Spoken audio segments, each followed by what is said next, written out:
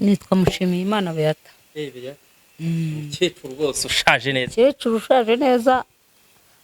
Ubwo rero nuko bimeze, niko gahunda ziba zimeze, ariko ikintu nshimira Imana ko perezida wacu Paul Kagame yabanye natwe, akabana n'indushyi, akabana n'abapfakazi, akabana n'imfubyi.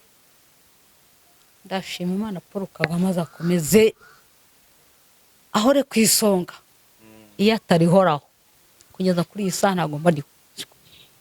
Yego umunsi mukuru nawo rero ndawushima, burya uri mu munsi mukuru nta cyiza kirenze umunsi mukuru mu myaka, mu mezi 12, sibyo?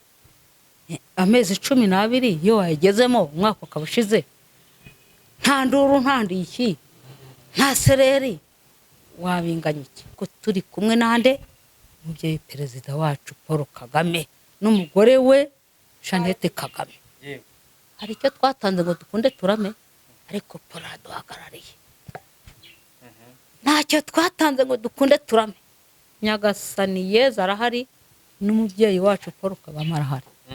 Tuzamusingiza kuzageza iherezo. Twaramutoye kuzageza iherezo.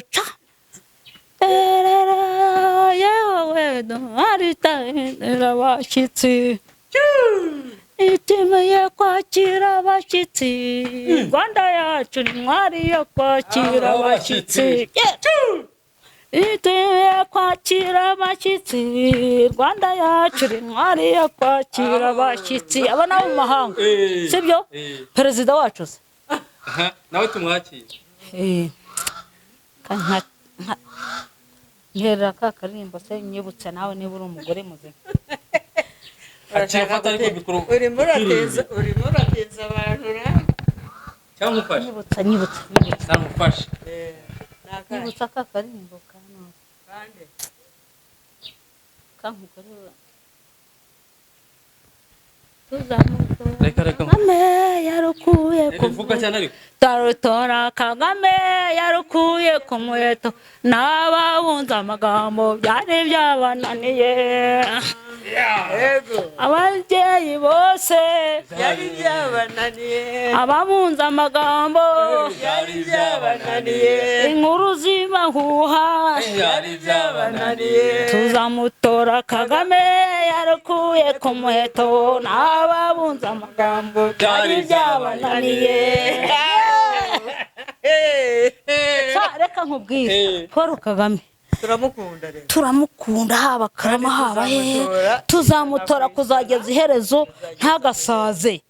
Umugongo wahetse perezida, iyo wowe Karambe, umugongo wahetse perezida, Karambe, umugongo wamuhetse uragahoraho, yewe Karambe, mama we mawe Karambe, shenge we mawe Karambe, mama we mawe Karambe. Reka tubashire. muzaniye umugore rero muzima. Kamubwire unyamukuru,